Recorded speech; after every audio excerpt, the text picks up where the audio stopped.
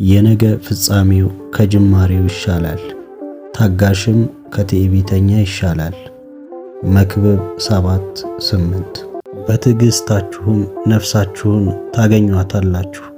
ሉቃስ 21:19 በጸሎት ጽኑ፣ በምስጋናም በእርሱ ንቁ፣ በትዕግሥትም ሁሉን እለፉ። ቆላስይስ 4:2 እግዚአብሔርን ደጅ ጠናሁት፣ እርሱም ዘንበል አለልኝ፣ ጩኸቴንም ሰማኝ። መዝሙር 40:1 የእምነታችሁ መፈተን ትዕግሥትን እንዲያደርግ አውቃችሁ ሙሉ ደስታ ቁጠሩት።